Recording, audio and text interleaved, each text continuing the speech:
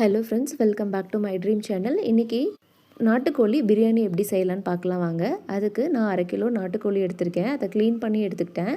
1/4 spoon மஞ்சள் தூள் add பண்ணியிருக்கேன். அது கூடவே 1 ஸ்பூன் அளவுக்கு மிளகாத்தூளும் நல்லா எல்லா இடத்துலையும் ஸ்ப்ரெட் பண்ணுற மாதிரி ஆட் பண்ணியிருக்கேன். 1 ஸ்பூன் கொத்தமல்லி தூள் ஆட் பண்ணிக்கலாம். இது கூட கொஞ்சமாக தயிரையும் நம்ம மிக்ஸ் பண்ணிக்கலாம். அது கூட கொஞ்சமாக எலுமிச்சப்பழ சாறையும் நம்ம பிழிஞ்சு எடுத்துக்கலாம். இதை எல்லாம் ஒன்றோட ஒன்று சேர்கிற மாதிரி நல்லா கையை விட்டு மிக்ஸ் பண்ணி எடுத்துக்கலாம்.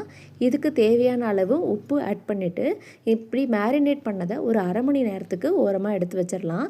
இப்படி பண்ணும்போது என்ன ஆகும்னா சிக்கன் நல்லா சாஃப்டாக வெந்திருக்கும்.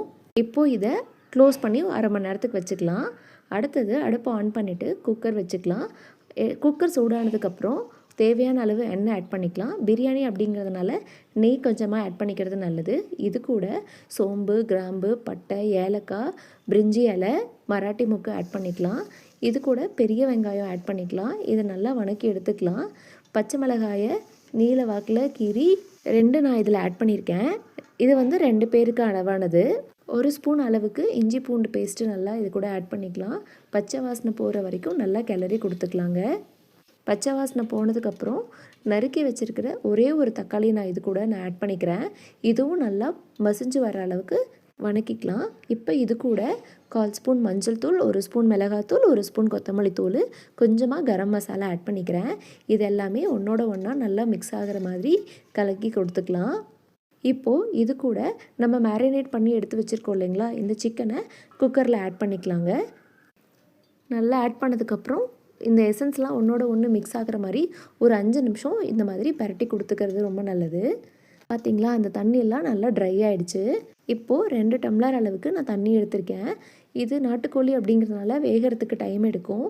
அதனால் நான் ஃபஸ்ட்டு தேவையான அளவு உப்பு போட்டு ஒரு 4 விசில் குக்கரில் விட்டு எடுத்துக்கிறேன். இந்த மாதிரி செய்யும்போது நமக்கு சிக்கனும் நல்லா வெந்திருக்கும்.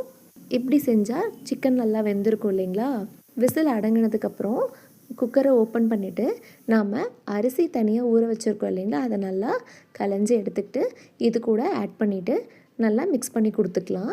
இந்த ரெசிபிக்கு தேவையான அளவு உப்பும் ஃபைனலாக அரோமாக்காக புதினாவும் மிக்ஸ் பண்ணி ஜஸ்ட்டு கரண்டியால் நல்லா கலந்து விட்டுக்கலாங்க. தேவைன்னா இந்த இடத்துல கொஞ்சமாக நெய் கூட ஆட் பண்ணிக்கலாம். அவ்வளோதான். இப்போ நம்ம இதை குக்கரில் மூடி போட்டு க்ளோஸ் பண்ணி 2 விசில் விட்டிங்கன்னா, சிம்மில் வச்சு விட்டிங்கன்னா இன்னும் நல்லாயிருக்கும். அந்த டேஸ்டெல்லாம் ஒன்றோட ஒன்றா மிக்ஸ் ஆகி கம கமன்னு வீட்டிலேயே பிரியாணி ரெடி ஆகிடும். வெளியில் வாங்குகிற பிரியாணியை விட வீட்டில் இந்த மாதிரி ஹெல்த்தியாக செஞ்சு சாப்பிட்றது ரொம்ப நல்லது. நீங்களும் ட்ரை பண்ணி பாருங்கள். வீடியோ பிடிச்சதுன்னா சேனலை சப்ஸ்கிரைப் பண்ணுங்கள். தேங்க்யூ ஃபார் வாட்சிங் மை ட்ரீம் சேனல்.